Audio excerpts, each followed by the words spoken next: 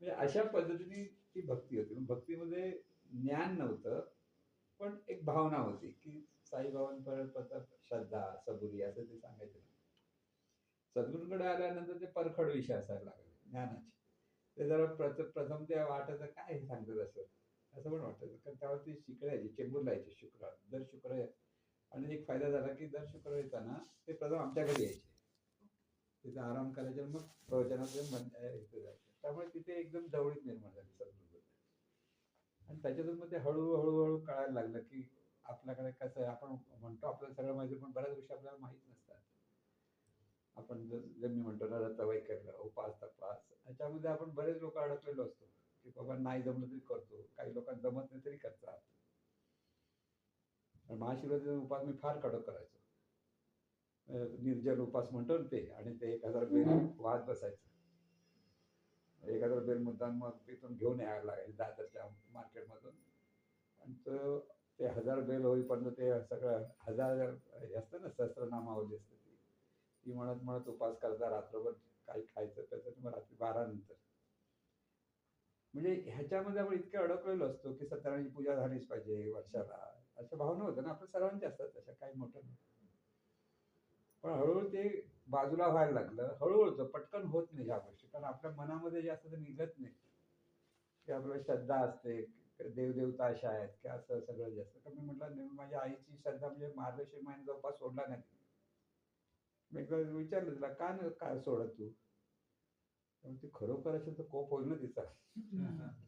भीती असते ना, लक्ष्मी खरोखर असेल तिला ते कळत होतं, पण तरी पण ते सुटत नाही असं म्हणतो ना आपण, तसं होतं. पण ते एकदा ह्या सत्संगतीमध्ये गेल्यानंतर सद्गुरूंच्या, हळूहळू ते परिवर्तन व्हायला लागलं, की हळूहळू त्याच्यातून अभ्यासाची गोडी लागली. सद्गुरूचा एक डुकले साहेब म्हणून त्यांच्याकडे मला सांगितलं, तिथे जातो. तिथे त्यांनी पाठवलं म्हणून तिथे जातो. आणि तिथे ते म्हणजे अगदी कडक मास्तर असतात तसे होते. म्हणजे ताट असे बसे, वयस्कर होते खरे, माझ्यापेक्षा आणखी 10 वर्ष मोठे असतील, पण एकदम निरपेक्ष होते. कसलं अपेक्षा नव्हती काय. पण अभ्यासाला वेळेवर गेलो म्हणजे हे दोघं पण तिकडे यायचे, बरेच मंडळी यायचे. 1 मिनिट पण उशीर चालायचं नाही. म्हणजे असं कोण उशिरा असे एक डोळा उघडा करून बघायचे, म्हणजे आम्हाला हसायला पण यायचं आणि भीती पण वाटायची त्यांची. आणि आवाज करणारी पिशवी न्यायची नाही. पिशवी, प्लास्टिकची पिशवीचा आवाज आला की असे रागवायचे. आवाज पण येता कामा नये ती साधना चालू असताना. पण इतकं करून घेतलं ना त्यांनी, म्हणजे की आपल्याला बैठक बसायचं, की एका जागी एका बसून बराच वेळ आपण बसू शकतो. हे त्या काळात नाही तर बसता येत नव्हतं आम्हाला कसं असं. पण त्याच्यातून अभ्यासाची गोष्ट, त्याच्यातून आपल्याला हे सगळं जीवनाचं गुह्य जे आपण म्हणतो ना, आपण वरवरच्या गोष्टी आपण सगळ्या गोष्टी समजत असतो. त्याच्यातून कळायला लागलं, की तिथून हळूहळू सद्गुरूंचं नेहमी ऐकणं, कारण त्यावेळेस सद्गुरू नेहमी प्रवचन असायची. 3-4 दिवस असायचे. 4 दिवस असायचे. फक्त रविवार नसायचं, पण बाकीच्या वेळेला तिथे दादर, गिरगाव, म्हणजे माझा बिझनेस होता. पण 6 वाजता माझं दुकान बंद व्हायचं. एअर कंडिशनर सर्व्हिस स्टेशन असायचं. पण 6 वाजता निघालं की तिथेच म्हणजे ते प्रवचन किंवा तो अभ्यास.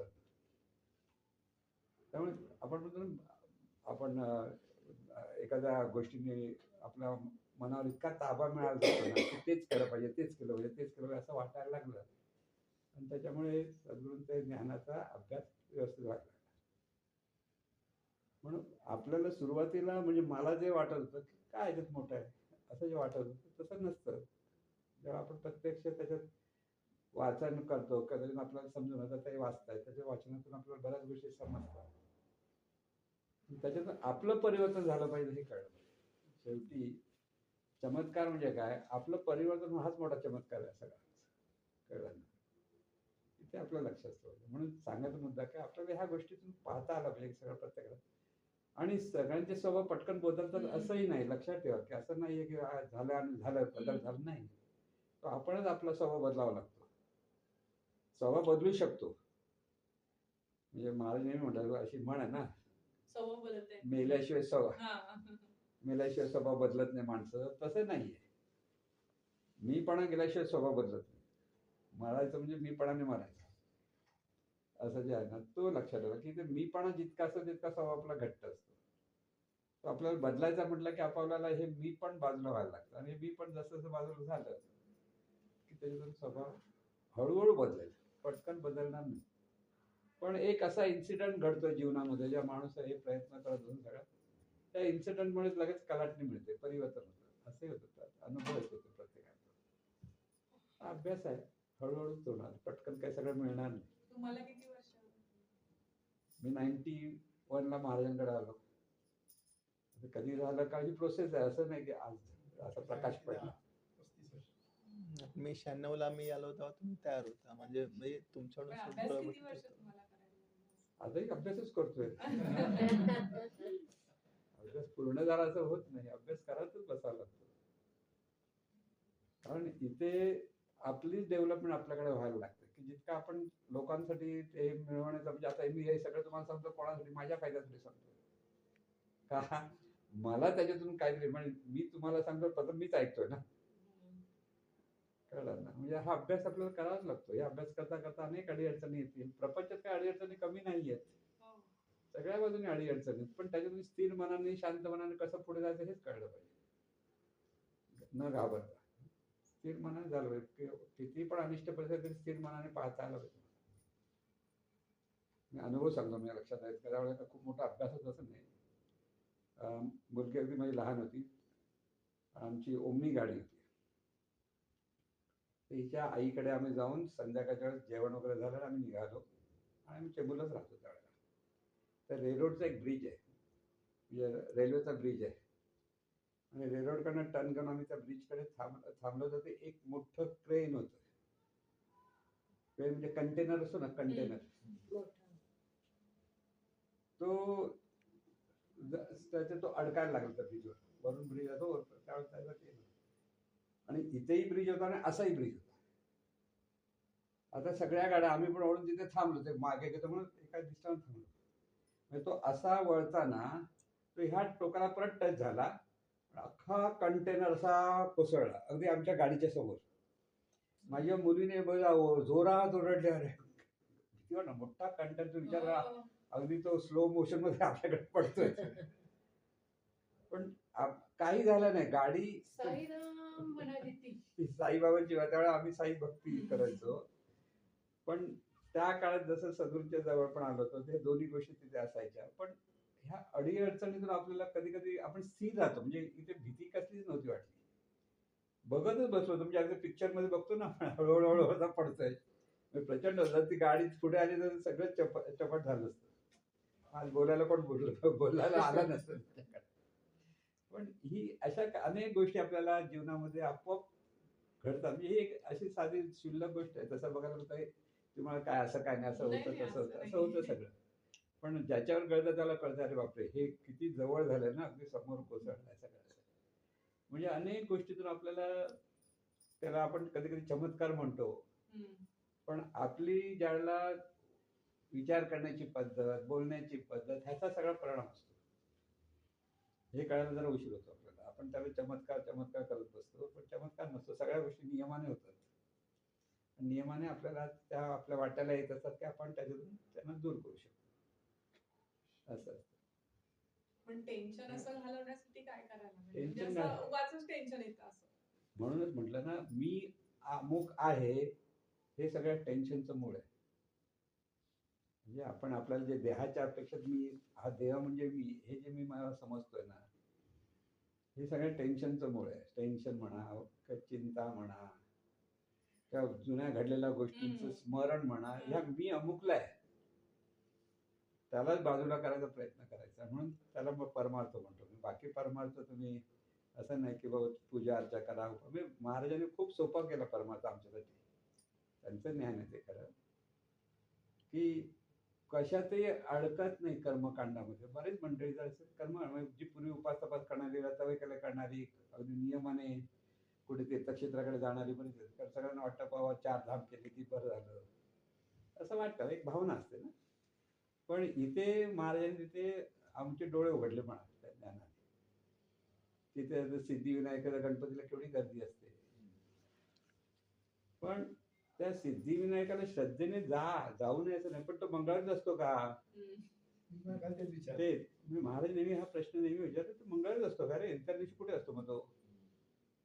पण लोक तुम्ही बघा, तिथे लाईन एवढी मोठी, पहाटे पासून येऊन तिथे रांग लागलेली असते लोकांची. म्हणजे खरं म्हणजे तिथे लांबून नमस्कार करायचा, जसं त्या पांडुरंगाला कळसाचा नमस्कार केला पाहिजे तसं करून गेलं तरी हरकत नाही. पण लोकांना वाटतं एवढं कष्ट केलं तरी तो प्रसन्न होणार. ही जी भावना आहे ना, ती भावना असते माणसाची. 1500 रुपयाचं तिकीट आहे. हो, 500 रुपये, तुम्हाला 1500 पैसे रुपये. देऊन परत तिकीट घेतात. ऑनलाईन दर्शन. मग किती online किती हे ऑनलाईन बंद केला आता तर तिकीटच. तिकीटच आहे. आणि ज्यांची श्रद्धा आहे ते जातातच. अगदी अमिताभ बच्चन पण चालत चालत गेले होते त्यांच्या हो. कठीण परिस्थितीत. बँड्रावर चप्पल न घालून. बँड्रावरांचे पेपर झालं. हो. त्यांचं हे आलंच. ते आली सेलिब्रिटी आली की लोकांना काय वाटतं, अरे अमिताभ बच्चनचा असं चला आपण पण जायचं, असं होतं ते. पण ह्याच्यात अज्ञान असतं ना. तुम्ही श्रद्धेने कोणालाही नमस्कार केला, म्हणजे गणपतीचं श्रद्धा असे गणपती श्रद्धेने करा, काही हरकत नाही. पण कर्मकांडात अडकू नका. कर्मकांडामध्येच आपण भरपूर अडकतो. त्याच्यात अंधश्रद्धाच तिथे वाटायला येतात. फक्त मनाने नमस्कार केला तरी तो देवाला पोचतो, पण अंतःकरणापासून तो केला पाहिजे, एवढंच एक लक्षात ठेवा. पण हे समजत नाही आपल्याला. आपण हम्म. गेलं की मग परत मग नारळ घ्या, फुलं घ्या, हे सगळं होतं असं आहे.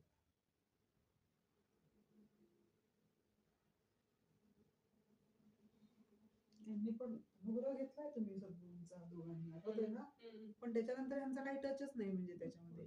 पण आज ती वेळ आली मला असं वाटतं आता ह्या 2 दिवसात त्यांना परत.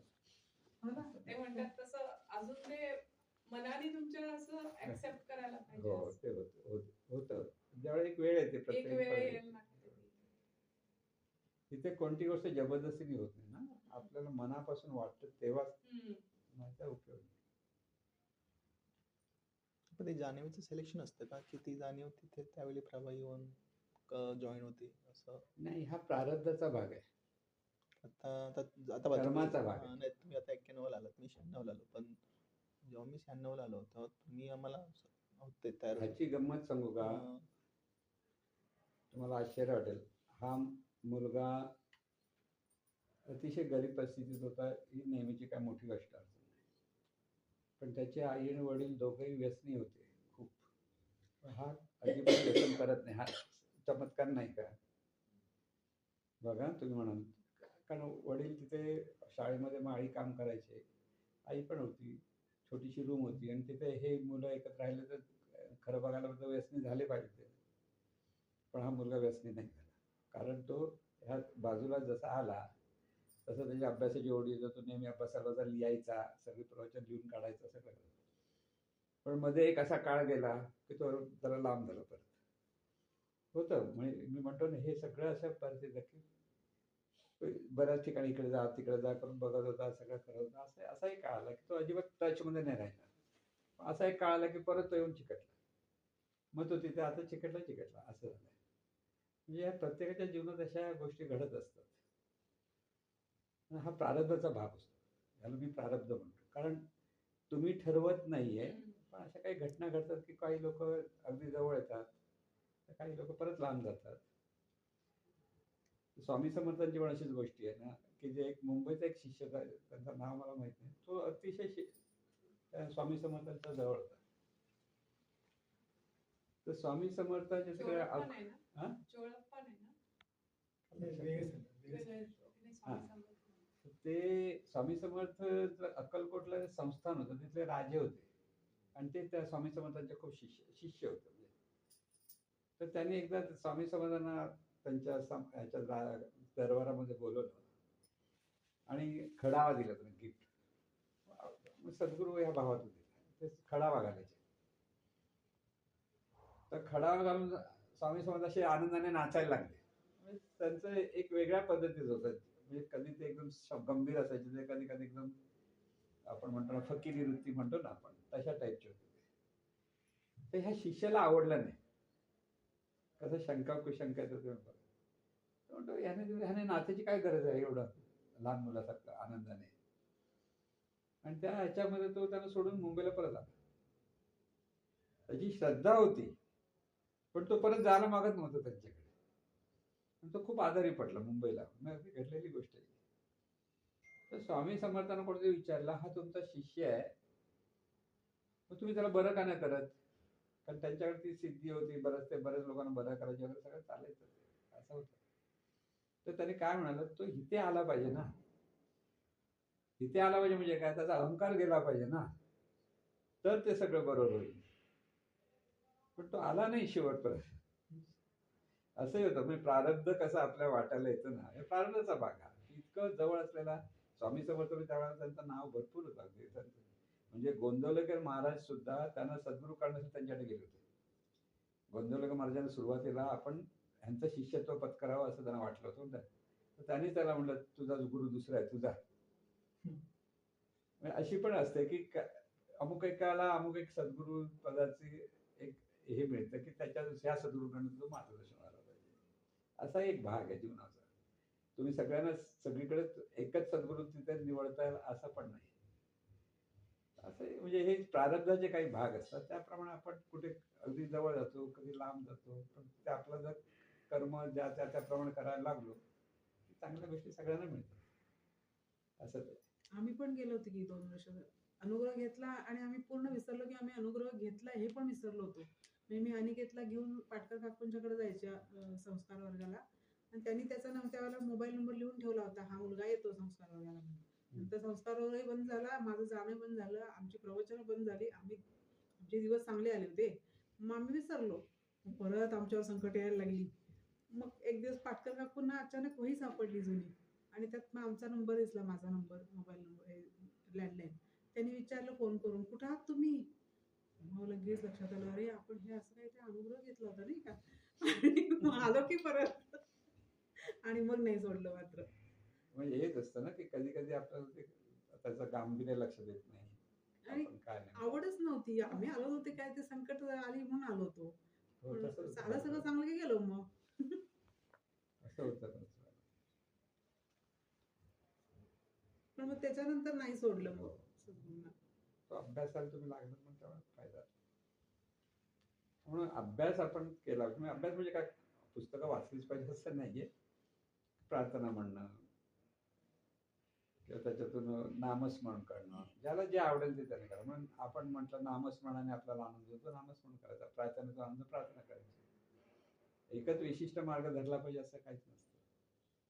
फक्त आपण सुधारायचं एवढंच लक्षात ठेवायचं असतं. सगळ्यात मला तोच महत्वाचा पॉइंट वाटतो की स्वतःमध्ये काय सुधारणा करता येतील. आता एक कसं होतं, आपण ह्याही गोष्टीत एक गंमत अशी असते, बऱ्याच वेळा आपलं चुकते आपल्यालाच कळत नाही.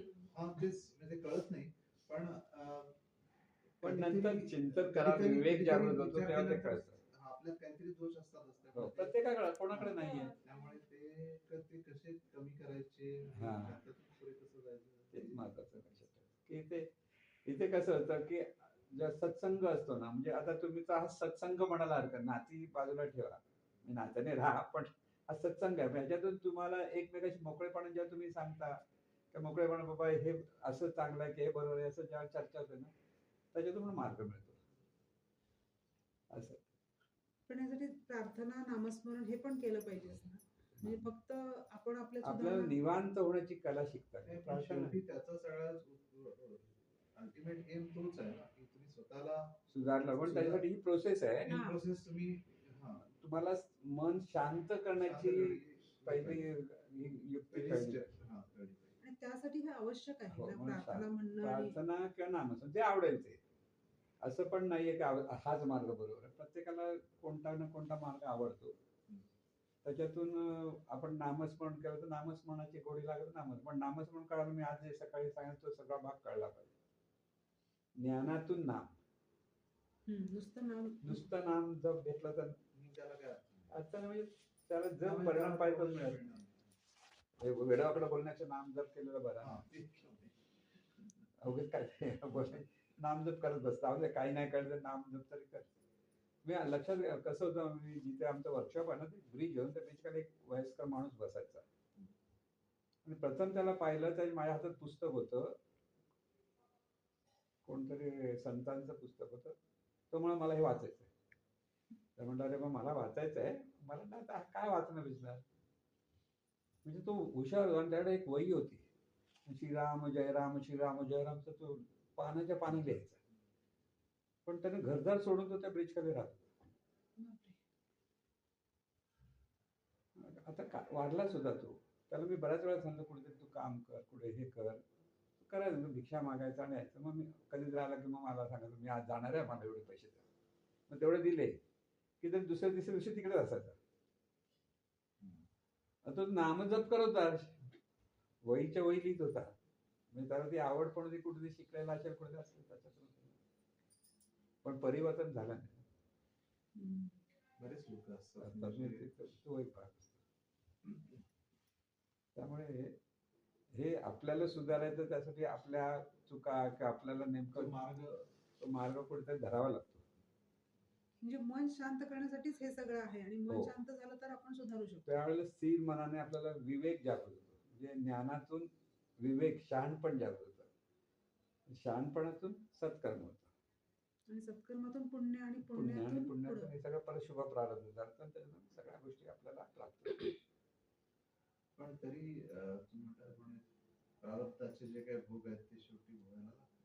देहभावात अडकला तर भोगावं लागतं, देहभावातून मुक्त झालं तर नाही अडकत असं म्हटलं जातं. म्हणजे हा संशोधनाचा विषय असेल की वाल्याचं प्रारब्ध कुठे गेलं असा प्रश्न विचारतो ना आपण.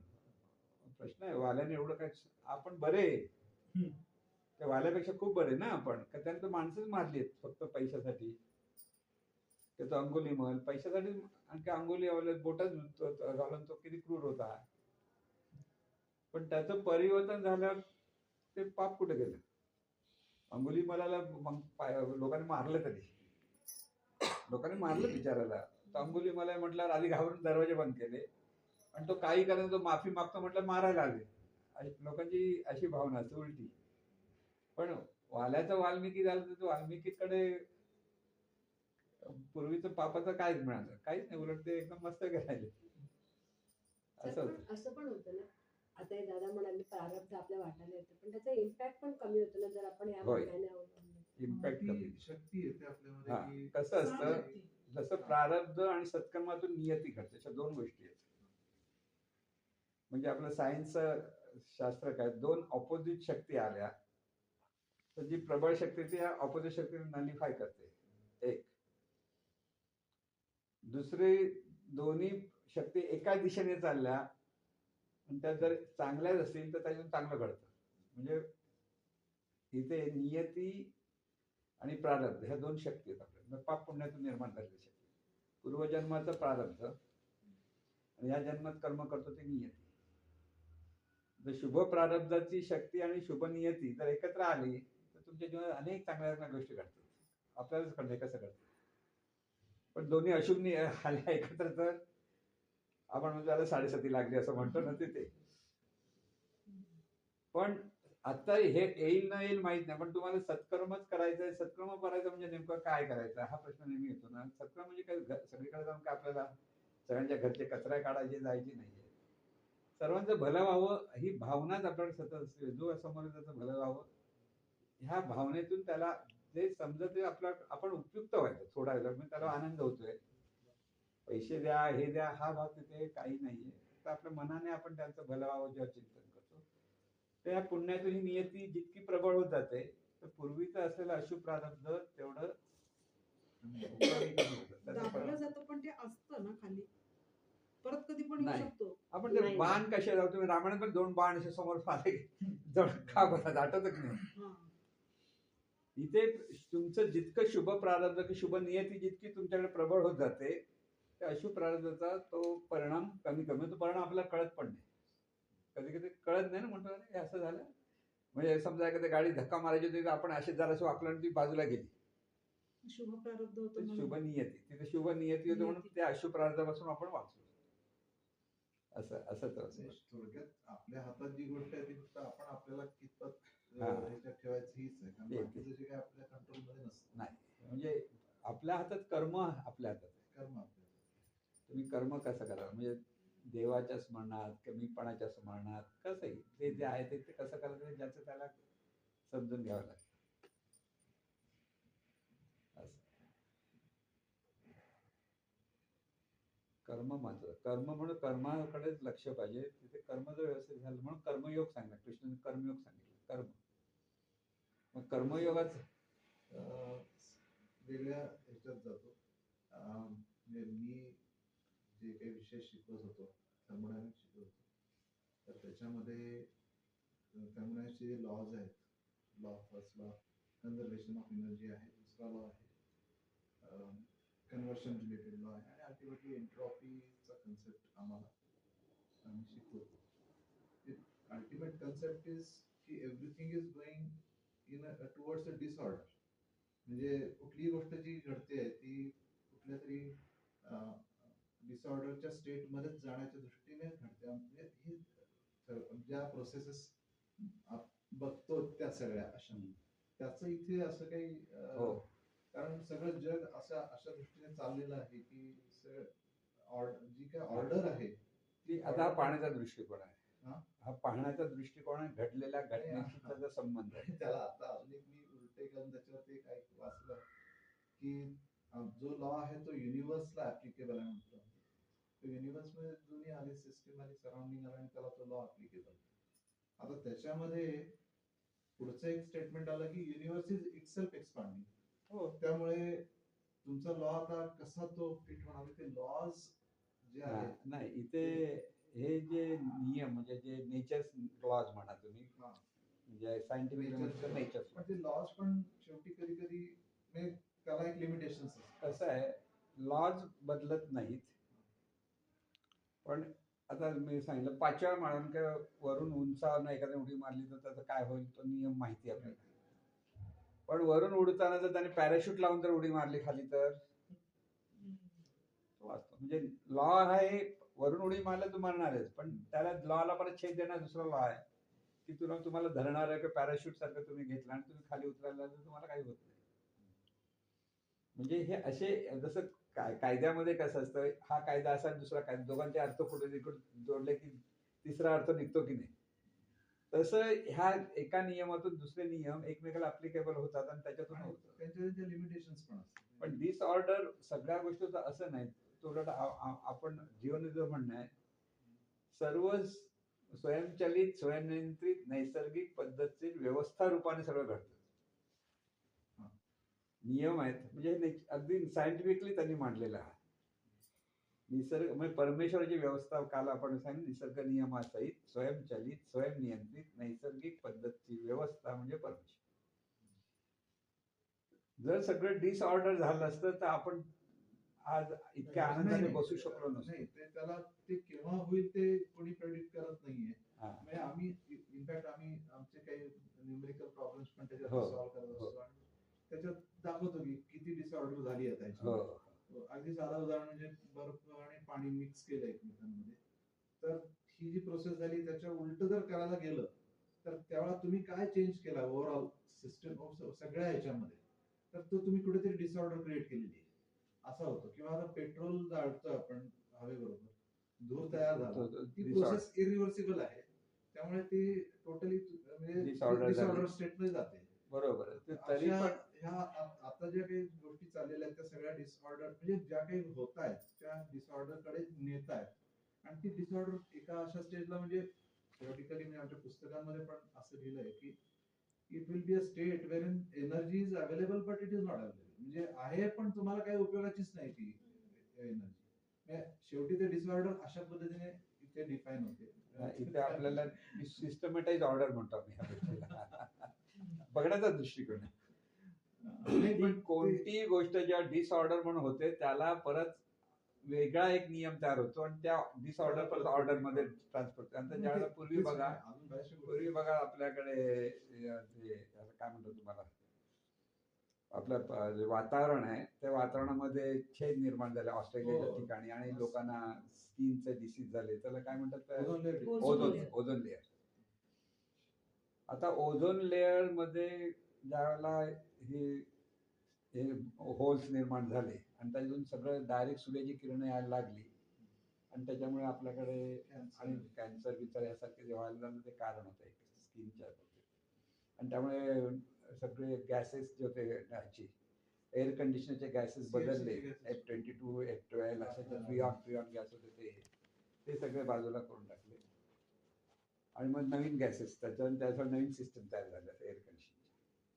पण काही काळानंतर परत ओझोन लेअर आपोआप झाला बरोबर. तो डिसऑर्डर तो मोठा आणखी डिसऑर्डर नाही, पण तिथे परत ते नियम काहीतरी कार्यरत होतं. मग त्या नियमाला परत छेद देणारे नियम आहेत. आहेत.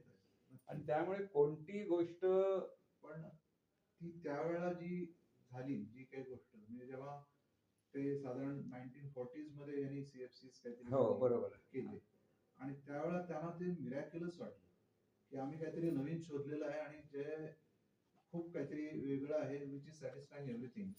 पण शेवटी त्याचे मिरॅकल्स मग 40 वर्षानंतर दिसले. म्हणजे 80-82 मध्ये जेव्हा ते ओझोन लेअरचे हे हो दिसायला त्या लागले, लोकांचा तेव्हा मग सगळा प्रॉब्लेम दिसायला लागला आणि तो कंपाऊंड होत गेला.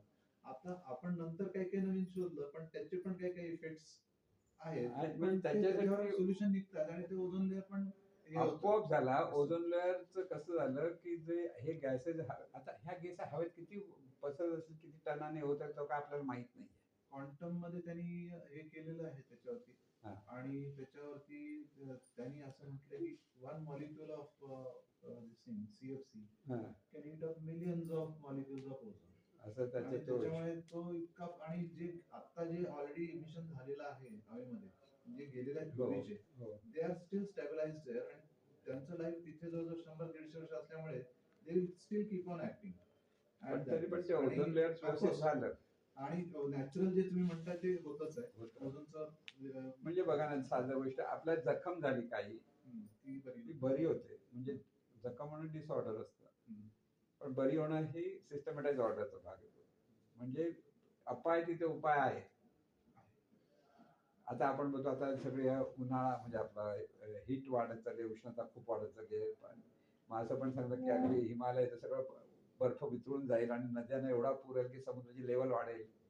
पर्यावरणाच्या बाबतीत ते हो, पण ते आहे. खूप आहे. इव्हन आपलं फ्युएल्स पण संपतील असं 35 वर्षापासून कधीपासून ऐकतोय. चाललंय. पण तशी काही झालेलं तसं नाही. म्हणजे आता असं म्हणतात की भारतामध्ये पण भरपूर आता साठा मिळाला. हो. पेट्रोलचं. पेट्रोलचा, सोन्याचा, म्हणजे भरभराटीचे दिवस येतात भारताला.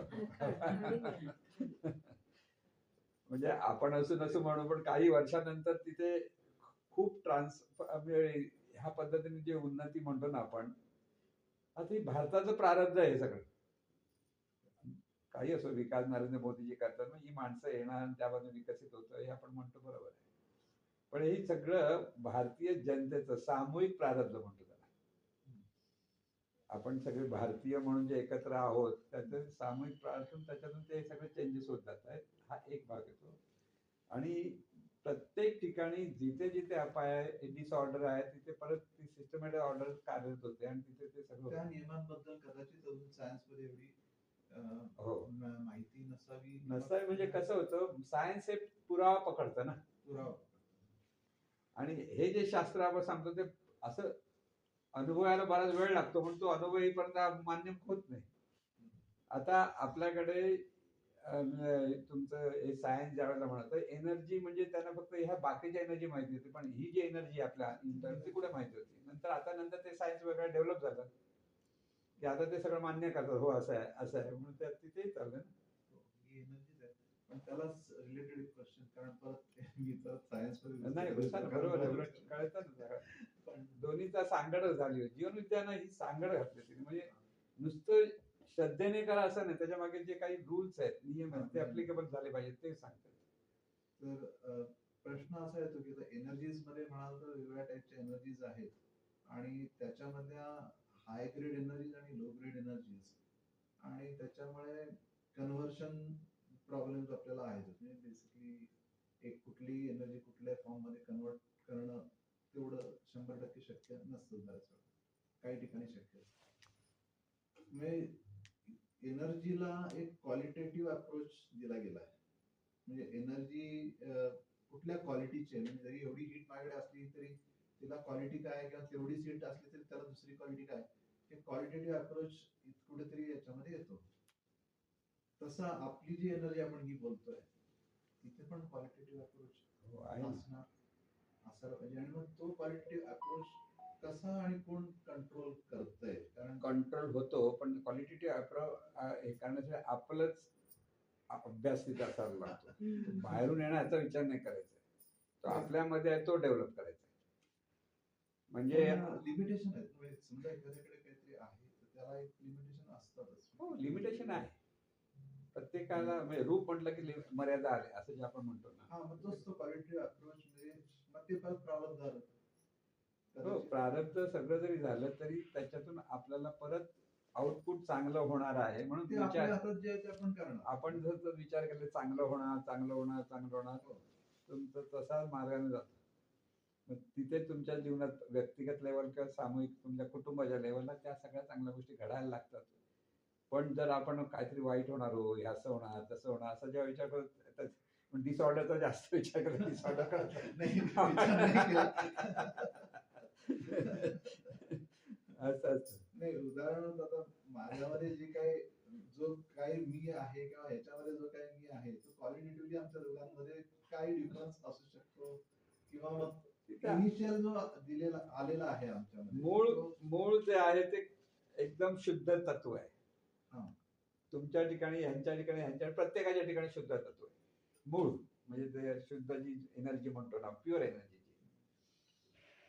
देहाच्या अपेक्षेत त्या एनर्जीने आपण शरीरावर हे समजलं आणि त्याच्यातून प्रत्येकाला जे ज्ञान मिळतंय तुमचं शिक्षण ह्यांचं शिक्षण ह्यांचं शिक्षण ह्या प्रत्येक शिक्षणाचा तो फरक आहे. त्याच्यातून तुम्ही म्हणाल की बाबा ही जाणीव ह्या लेवलची ते कर्माचे अधिष्ठान आपण ते पाहत असतो.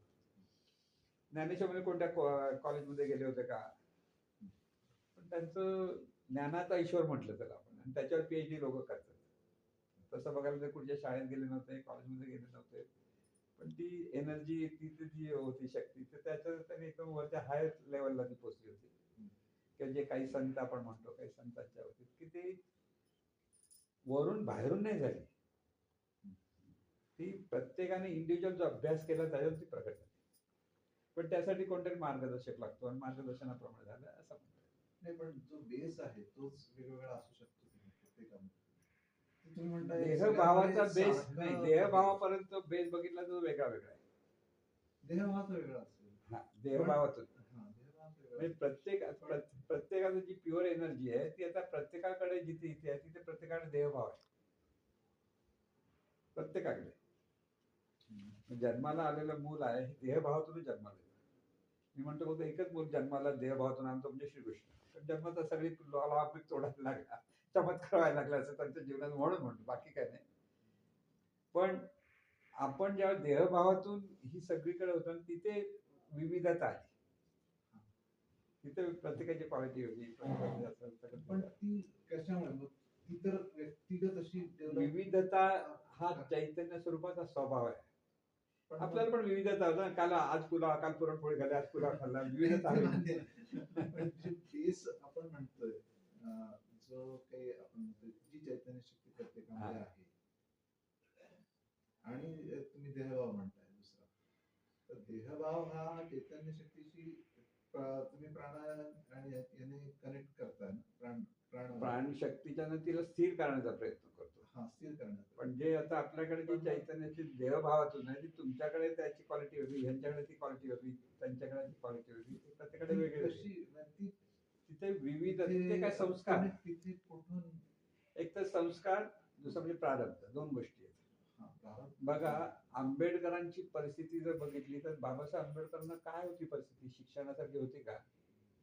जातीभेदामुळे लोक त्यांच्याकडे अगदी त्यांच्या दुर्लक्ष होण्यासारखी त्यांची परिस्थिती होती की त्यांना या कोणी विचार दिला का तू अभ्यास कर मोठा हो असंही पण नव्हतं. पण कुठेतरी त्या शाहू महाराजांचं लक्ष गेलं शाहू महाराजांमुळे झालं ना आणि त्यांना प्रोत्साहित करण्याने ते त्याचा फायदा घेत घेतात. ते त्यांचा प्रयत्न होता अभ्यास कर बॅरिस्टर पण त्या काळात जाणं म्हणजे सोपं आहे का हो. आताचा काळ वेगळा आताचा वेगळा काळ त्या काळामध्ये त्या लेवलला पोहोचला त्या लोकांची मदत पण झाली. मग त्याचाच उद्धार त्याने म्हणा आपणच आपला उद्धार करायचा आहे असं जे गीतेमध्ये सांगितलं जातं ना तो आपल्या ठिकाणी देहभावाच्यामुळे कर्माच्या आपापल्या वाट्याला आलेली परिस्थिती वेगळी वेगळी आहे ते मानतो. देहभावाची परिस्थिती आपल्या प्रारब्धाच्या म्हणजे देहभाव हा प्रारब्धाशी निगडीत आहे प्रत्येकाला. म्हणजे आपल्या जीवनात ज्या ज्या काही घटना घडत असतात त्याच्याशी आता आपण म्हणतो हे याच्यात हे वाईट किंवा चांगलं झालं याच्या आपल्या कर्माचा काही संबंध येत नाही असं वाटतं आपल्याला. पण पूर्वकर्माचं जिथे आपल्याला माहित नसतं आपण अशा गोष्टी झालेल्या आहेत त्याचा परिणाम आपल्याला होत असतो. तो कर्मसिद्धांत म्हणतो. सुरुवातीपासूनच येतो, जन्मापासूनच तो जन्माच्या अगोदरपासूनच हा. पूर्वजन्माचं पण येतं. संचित जो काय असेल हा, संचित प्रारब्ध क्रियामान नियती आणि परत प्रारब्ध असा तो भाग आहे. कर्मसिद्धांत असा म्हणजे म्हणतात. यात एक फिक्स आहे आणि एक व्हेरिएबल आहे. हा, फिक्स म्हणजे तुम्ही देवाभावात गेला की तुम्हाला ह्या सगळ्या गोष्टी मुक्त झालं म्हणून समजा ते मुक्त होण्यासाठी प्रयत्न करायचा. मुक्त मुक्त झालं पाहिजे. आपण आज बांधलेले गेलो आहोत. त्यामुळे त्या संस्कारात कुठेतरी अडकलेलो असतो. म्हणून सद्गुरु तत्व ज्याला म्हणतात, जो आत्मज्ञानी पुरुष त्याला त्याचं महत्व काय आलं, तोच ह्या गोष्टीचं निवड करू शकतो. इथे ह्या व्यक्तीला काय हवं, ह्या व्यक्तीला कसं ज्ञान द्यायचं, ह्या व्यक्तीला कसं ज्ञान, तिथे विविधता आहे. सांगताना सगळं सारखंच सांगता, पण घेणारं प्रत्येक वेगळं वेगळं घेतो ना. असं आहे ना. तुम्ही मुलांना शिकवत होते, त्यातला एखादा मुलगा अगदी पटकन ते ग्रास्प करायचं, तर एखादा मुलगा अजिबात त्याला कळत पण नव्हतं. अशी गोष्ट होते. प्रत्येकाचं प्रारब्धच, पण अभ्यासाने ते प्रारब्ध बदलू शकतो माणूस. मग पण ते त्यालाही प्रारब्ध एक लिमिटेशन असते. लिमिटेशन म्हटलं तर मी म्हणलं बाबासाहेब आंबेडकरांचं लिमिटेशन काय बघणार तुम्ही तिथे. नाही, प्रत्येक मुलाला त्या स्टेजला आपण नाही आणू शकत. पण नाही, तो अशी काही घटना जर घडत असेल, आता आईन्स्टाईन आता त्याची गोष्ट सांगितलं की त्याला काहीच कळत नव्हतं. शाळेतला तो दगड म्हणून त्याला आईन्स्टाईन म्हणतात, असं काहीतरी म्हटलं जातं. काढून टाकलं. पण तो जगातला सगळ्यात मोठा सायंटिस्ट म्हणून म्हणजे आता त्याचं ज्ञान त्या शाळेला कळलं नाही, त्याच्याकडे काय ज्ञान आहे, पण त्याने बाहेर आलं डेव्हलप केलंच ना शेवटी.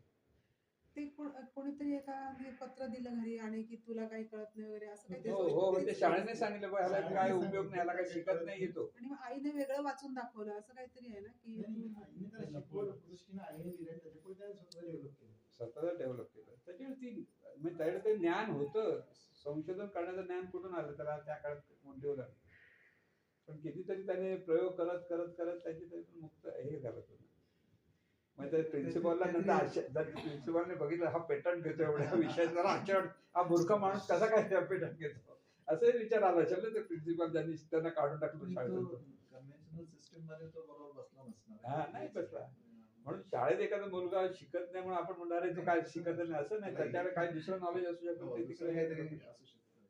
म्हणजे ते असं सांगितलं तर कोण बरं आपल्या ज्याने पुढची लढाई जिंकली होती, इंग्रजांचा तो एक कॅप्टन होता, लहानपणी अगदी जी बॉल्टर नाही Playing from iPhone. हा, तर तो इतका बंडखोर मुलगा होता, शिकत नव्हता, काही नव्हता. तो जरासा मोठा झाला, त्याला सैन्यामध्ये भरती केली. वॉटरलूची लढाई की कोण त्याने जिंकली जसं काहीतरी होतं, इतिहासाचा तो भाग आहे. तर त्यावेळेला तो साधा सैनिक म्हणून होता, पण त्याने त्याच्या त्या कॅप्टनला आपण असं केल्यामुळे तो मार्ग दाखवला, त्याच्यातून आपण जिंकलो आणि त्याच्यातून ते ब्रिटिश जिंकले आणि त्याची बढती झाली. तो मोठा आपल्या भारतातल्या सगळं त्यांची ईस्ट इंडिया कंपनीचा मोठा हेड म्हणतो. नंतर काय नाव विसरलं जातं, की ही जी घटना काही घडतात ना, म्हणून एखादा मुलगा अभ्यास करायचा म्हणजे तो अगदी गेला कामाचा असं नाही. पण ह्या सिस्टम मध्ये थोडं बसावं पण लागतं, की थोडं ग्रॅज्युएट तरी व्हावं पाहिजे, तशी असते त्यामुळे ते करावं लागतं. पण तोच मुलगा नंतर अधिक चांगला हुशार होऊ शकतो त्याच्या क्षेत्रामध्ये, असंही होतं बऱ्याच वेळेला, असंही पाहतो आपण. पण हे संस्कार असतात ते जाणीवेत ऑलरेडी, नंतर त्याला थोडंसं पॉलिश केल्यावर होतं. म्हणजे इथे कोणतरी भेटतं, त्याच्यातून कोणतरी तिथे मार्गदर्शक भेटतो, त्याशिवाय होत नाही. परत ते एक लक्षात ठेवा.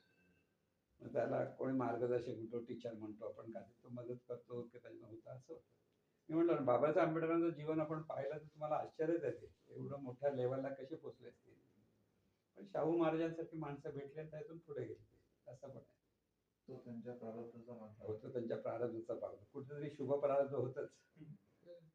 म्हणजे सगळंच काही अशुभ असतं नाही, माणसाकडे शुभपणा असतो, पण त्या शुभ प्रारब्धाला कुठे चालना मिळाली. आता वाल्याला नारद मुनी भेटणं हे काय खरं होतं का? पापी माणूस की नाही, किती खरं वागायचं.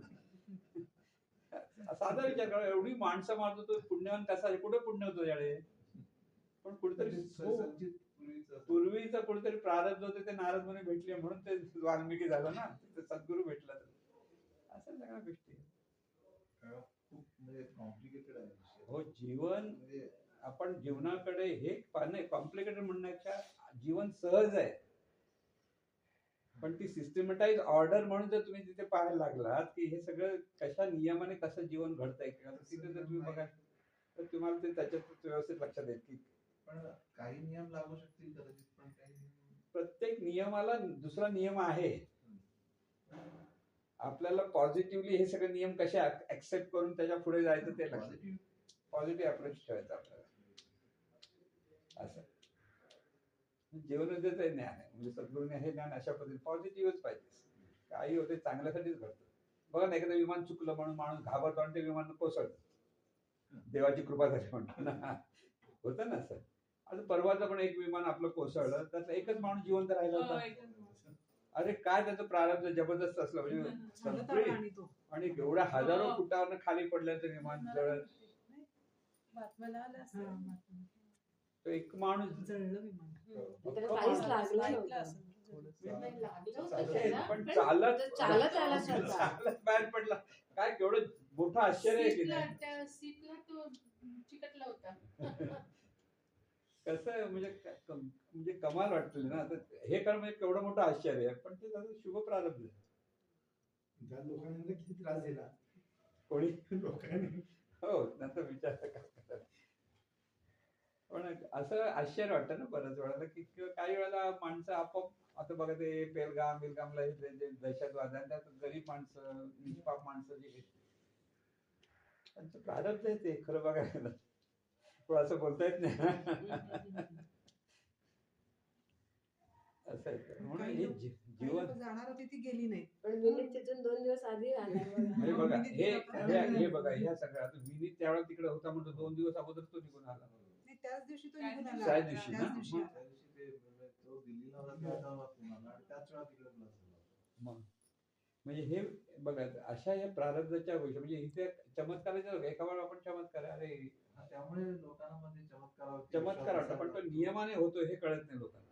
विनीतकडे चांगले काहीतरी पुण्याही आहे ना, पुन्हा या एक शुभचिंतन आहे शुभ प्रारब्ध. त्याचं शुभ प्रारब्ध त्याला सांभाळत होतो त्याला असं आहे त्याचं.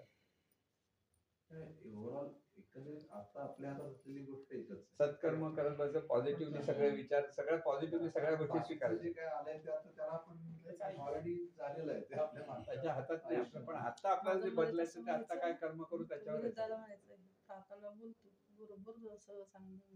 हो ना, विनीतने लावला हिला प्रार्थनेला हम्म. आधी आणि नंतर मग आमच्याकडे आल्यावर मी हिला जोर मग पकडला. विनीतला पुण्य मिळाली ना हो. लगेच चेक पाव तिकडे पास झाला पुण्याच्या हा. क्लिअर हो झालं. त्या दोघांनी मला सांगितलं ती अंगठी त्यांनी दिली. काउंटर दिला तिला. 4ला 10 मिनिटं कमी चला चला. निघायचं. अजून एक कार्यक्रम व्हायचा आहे. जरी मला आपलं